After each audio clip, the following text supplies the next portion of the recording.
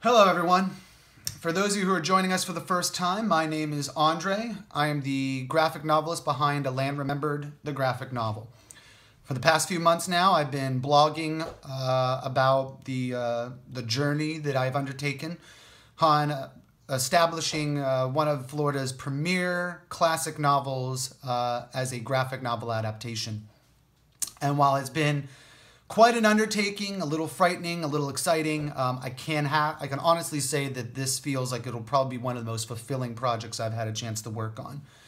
As a fan of A Land Remembered, I can't even begin to tell you what an honor it is to be able to have the reins and work on this project. And what I'm hoping with this blog, and especially this video, is that I can entice the rest of you to join me on this travel and get maybe your feedback and your thought processes and just your impressions along the way. But for this evening, as I'm doing this with a video, I wanted to pretty much bring everybody up to speed and let us all start the same adventure at the same time. So I'm going to run through a few things that you might have heard already if you've been reading my blog, and for those of you that are just too lazy to go back and read anything, this is your chance to kind of catch up to where we stand. So to start off the whole thing, let's talk about the actual source material, and that is A Land Remembered by Patrick Smith. Now, Patrick wrote this book back in the 1980s, and ever since then, it has stood as one of Florida's most memorable novels. It tells about 3 generations of a Florida pioneer family, and it takes us from essentially 100 years of their existence, from the 1860s all the way up to the 1960s. Now, I had a lot of friends tell me that I should have read this book when I was younger, and believe it or not, I didn't start reading it until after I was already published with Pineapple Press on my first book, which was The Reaper of St. George Street. And I picked this up a couple of years ago, and I started reading it, and as I read the book, it really drew me into just remembering my own Florida history and my own experiences as a Floridian. And I had to say that I was just so touched by this story that I felt that it had to be adapted into a graphic novel. I mean, as a story that focuses on multiple generations, I felt that it was only fitting that we take this book into the next generation. And here in the 21st century, when graphic novels are becoming such a big part of, teaching literacy and, helping children read and just being used in media centers and in libraries, I just felt like this was a no-brainer. And thanks to the blessing of both Pineapple Press and of Patrick's family, I'm doing just that, and I'm really excited to be able to document this journey I'm going on. So this is the source material, but let's put that aside for a second, because what I want to share with you that I finally completed is the A Land Remembered graphic novel process layout book. Now, if you remember from earlier blogs, I talked about how thumbnails are a big part of the storytelling process. And thumbnails are essentially just little illustrations of what the actual page will look like. If you're a writer, then you know about, outlining and rough drafts. This is the roughest of the rough drafts you can get. And each one of these little boxes here represents a different page.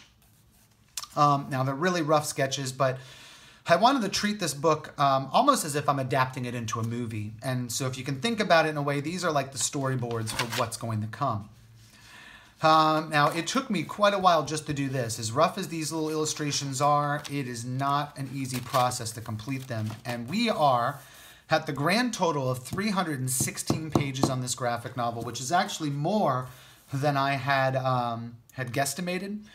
But after doing a little bit more math, which is not my strong point, and I did have myself double-checked, we have 11 months, if I do 1 page each day, to complete this book.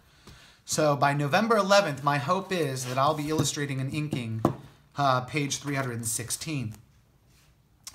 Now, with that said, it's a process. And the reason why I wanted to have this video blog today is because I actually just purchased all the necessary materials that I'm going to need for the next 11 months, including this little gooseneck thing for my iPhone so that I can video document my process as it goes along. And I, in fact, plan to post on Facebook Live so that if any of you want to actually watch the process and watch me take a page from pencils all the way up to inks, you can do so. I'll be doing that pretty nightly. I mean, maybe not every night I'll be doing it for you guys, but enough for you guys to actually see the process. And along the way, if you feel like joining, I love to hear from comments, suggestions, questions. I will be answering along the way. I'll need something to keep me entertained as I'm drawing. So please join us. It'll be on Facebook Live. Just type in my name. It should help you pop it up. And I'd love for you to follow on that. And I will be posting some of these progress videos, process videos on the blog as well. So if you're just not feeling like joining up on late night jam sessions with me, totally fine. You will get a chance to see some of what I'm doing on the blog, which is, of course, at arfstudios.net. Now, as I said, just collected all my materials. I've been using Strathmore bristle board. This is my standard. I use it with all my pages. And this is the, I got just a whole box full of these today. I'm really excited about that. I purchased a lot more of my Staedtler Blue Line non-photo pencils. This is another staple I use. And of course, I've been using these great brush pens just to really help me with getting a really organic kind of feel to the artwork. Now, I'm going to show you what I've done so far, and I've actually completed the very first chapter as far as pencils and inks go. Now, in the past, what I've been doing is I've been usually penciling my own pages, and I've been handing off the responsibilities of inking to another artist. And some of you might say that's cheating, but in all honesty, you know, I had a lot going on, a lot of work, a lot of other stuff, and it's something I enjoy. I actually enjoy collaboration. A lot of comic book artists do it. It's not all just one person. But with this book, I felt like maybe I should take over the whole reins of it. I wanted to make sure that I could say I saw it from beginning to end, completely do it myself. It's kind of a challenge I'm doing, but I know that I can make it through. But one of the things I wanted to do with this graphic novel is that most of my artwork I do nowadays is done in digital. But because this is such a classic story and it's set in such a, you know, in the 19th century, and I wanted to create an almost woodcut carving kind of feel to the inking. I wanted to feel as if it really did come from the 1800s as well. Give it that folksy look, give it that that nostalgic feel to those old woodcuts. And of course, my artwork might not be, my style might not be that that vintage looking, but I think that the meld of the now and then and the then and now will really help make the story pop a lot more and make it relatable to all ages, and really just pull out the flavor of when the story is set. So I'm really happy to say that I completed the first chapter, and it did not kill me, which was good, because I've got about 26 more chapters to go. But along the way, I make sure that I do a lot of my research. I make sure that the characters are legitimate, that the environments are legitimate, that, you know, everything I can do as far as referencing and prepping, I try to do. And this is the first chapter. Really excited about it.